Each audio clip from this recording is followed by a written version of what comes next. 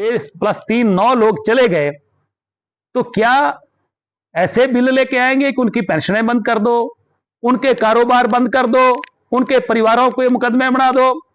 देवेंद्र भुट्टो के बेटे के ऊपर कितने मुकदमे बन गए, मेरे परिवार पर मुकदमे बना दिए, झगड़ा किसी के साथ, और सरकार बीच में जो है कूद के उन मुकदमों को ऐसा करना चाहती है कि भाई इन लोगों को कि किस तरीके से फंसाओ। आशीष शर्मा को देख लो, सुधीर को देख लो, है कौन व्यक्ति, केएल ठाकुर को देख लो, उसके क्रशर कुशर सब बंद कर दिए।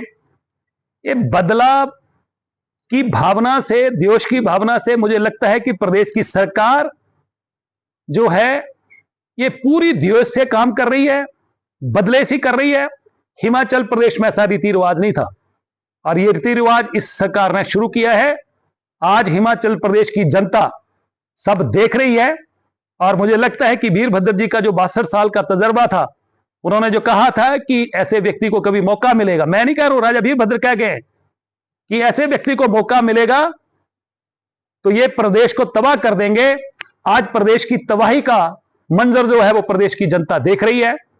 यही कारण था कि हमने 1.5 साल पहले इनसे किनारा किया, क्योंकि हम उस प्रदेश को जो तबाह करने वाले लोग हैं उनका हिस्सा नहीं बनना चाहते थे। उनके इस तबाही करने में हम अपनी कोई जो है वो हिस्सेदारी अपनी नहीं रखना चाहते थे। आज प्रदेश की जनता, आज हम लोगों को भी पूछती आने वाले कल में कि भाई आप लोग भी तो इसके हिस्सेदार थे।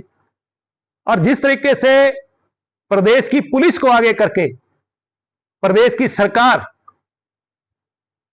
प्रदेश के चुने हुए लोगों पर या पॉलिटिकल लोगों पर या पत्रकारों पर मुकदमे बना के उनको डराने का, धमकाने का काम कर रही है, ये रीति, ये रिवाज आने वाले समय के लिए कोई अच्छा नतीजा देने वाले नहीं है।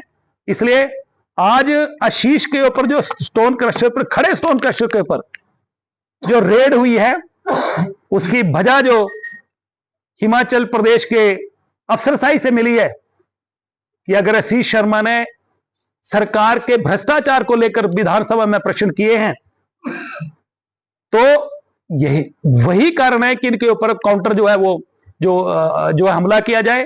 देश में 62 वर्षों तक राजा वीरभद्र सिंह लगातार सक्रिय राजनीति में रहे, 6 बार मुख्यमंत्री रहे, केंद्र में भी मंत्री रहे। उन्होंने प्रदेश के मुख्यमंत्री सुखविंदर सिंह सुक्खू पर जो टिप्पणी करी थी, उन्होंने टिप्पणी करी थी, आप खुद सुन सकते हैं कि हिमाचल प्रदेश में अगर ब्लैकमेल है तो मैं सिर्फ ये कह रहा हूं कि ये मैं नहीं कह रहा हूं कि उस समय के मुख्यमंत्री रहे, उस समय उन्होंने टिप्पणी करी थी कि हिमाचल प्रदेश का सबसे बड़ा ब्लैकमेलर कोई है तो सुखविंदर सिंह सुक्खू है। मैं नहीं कह रहा हूं कि राजा वीरभद्र जी ने टिप्पणी करी थी। आज हिमाचल प्रदेश की जनता क्या महसूस कर रही है, क्या एहसास कर रही है? उन्होंने यह भी कहा था कि इस व्यक्ति को कभी मौका मिलेगा नहीं, अगर कभी मौका मिल गया तो हिमाचल प्रदेश का बेड़ा गर्क हो जाएगा।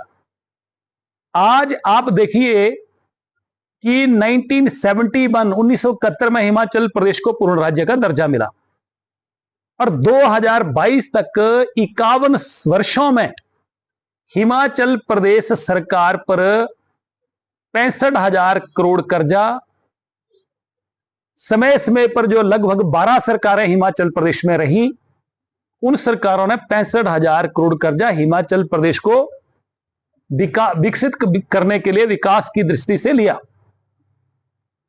ये जो नए मुख्यमंत्री आए हैं, हम इनको बधाई देते हैं कि इन्होंने जो कीर्तिमान स्थापित किया है कि इन्होंने 2.5 वर्षों में 40,000 करोड़ कर्जा ले लिया। प्रदेश की जनता पूछ रही है कि भाई ये जो 40,000 करोड़ कर्जा आपने 2.5 वर्षों में ले लिया, ये गया कहां? पहली बार इतिहास में इस प्रदेश में ट्रेजरी जो है उनको ताले लग गए, 10,000 से ऊपर कोई पेमेंट नहीं हुई। और दूसरा, आप देखिए कि आज हिमाचल प्रदेश के कर्मचारियों को उनके मिलने वाले हक नहीं मिल रहे हैं, पूर्व कर्मचारी उनको समय पर पेंशन नहीं मिल रही है, प्रदेश का जो पूर्व कर्मचारी हैं उनके मेडिकल बिल क्लियर नहीं हो रहे हैं। सारे के सारे लोग इन्होंने 99% लोग IRDP से काट दिए। इसके अलावा जो हिम केयर कार्ड था वो सांस तोड़ गया। आप बताइए कि इनका वो हिसाब है कि आज प्रदेश की जनता, कोई भी मुख्यमंत्री रहा है, वो उससे मिलते थे। ये तब कहावत हो, ये भड़का हो रहा था रजाइया ताड़ी ने सौरंदे, लोगों से नहीं मिलते। दूसरा, मैं मुख्यमंत्री की ईमानदारी पे कोई प्रश्न चीज खड़ा नहीं कर रहा हूं, परंतु प्रदेश की जनता ये जानना चाह रही है कि देहरा में उपचुनाव हुआ, पूरे प्रदेश ने देखा, और किस तरीके से जो सरकारी मशीनरी का दुरुपयोग किया होगा सभी उपचुनावों में किया, वो उसको हम उस पर चर्चा नहीं करेंगे। पर हिंदुस्तान के इतिहास में, हिमाचल प्रदेश के इतिहास में भी पहली दफा हुआ कि मुख्यमंत्री ने अपनी धर्मपत्नी को जिताने के लिए, ये जो कोऑपरेटिव कांगड़ा कोऑपरेटिव बैंक है, ये भी, इसके मिनिस्टर भी मुख्यमंत्री खुद हैं। इन्होंने 66 महिला मंडलों को, पहले तो जानकारी छुपाने की कोशिश करी इन्होंने, विधानसभा में जवाब नहीं दिया, अब जानकारी आ गई है कि 66 महिला मंडलों को लगभग 34 लाख रुपया, किसी को एक महिला मंडल को 1 लाख, बाकियों को 50-50 हजार। तो क्या मुख्यमंत्री आज तक इस बात का जवाब नहीं दे पा रहे हैं कि क्या मुख्यमंत्री, जिनके पास कोऑपरेटिव विभाग का बैंकिंग सिस्टम इनके पास है हिमाचल प्रदेश का, तो अपने ही विभाग के 34 लाख रुपया जो है कोड ऑफ कंडक्ट में अपनी धर्मपत्नी को जिताने के लिए महिला मंडलों में डिस्ट्रीब्यूट कर दिया। लोग हैं जिन्होंने IPH विभाग को, चाहे पानी के टैंक बनने थे, चाहे पानी की स्कीमें बननी थी, अपनी जमीन IPH विभाग को पब्लिक इंटरेस्ट में दी। परंतु ये तो ईमानदार मुख्यमंत्री हैं, इन्होंने 18 लाख रुपया 2 कनाल के लगभग जमीन जो नदी के किनारे थी उसकी भी कंपनसेशन ली है, क्योंकि ईमानदार आदमी है। और जिन लोगों ने आज तक हिमाचल प्रदेश के IPH के लिए जमीनें दान करी पब्लिक इंटरेस्ट में, उन्होंने तो पैसा नहीं लिया, तो मुख्यमंत्री ईमानदार हैं। दूसरा, मैं कहना चाह रहा हूं कि ठियोग के पास, फागू के आसपास मुख्यमंत्री के परिवार की और मुख्यमंत्री के करीबी मित्रों की जो जमीन है, जो पहाड़ी पर थी, उसकी कीमत बढ़ाने के लिए, वहां तक सड़क पहुंचाने के लिए करोड़ों रुपए के डंगे सरकारी खजाने से लगा दिए। ये तो पब्लिक का पैसा है, ये तो पब्लिक डेवलपमेंट में लगना चाहिए था। तो क्या मुख्यमंत्री ये बताएंगे कि ये ईमानदारी है कि बेईमानी है?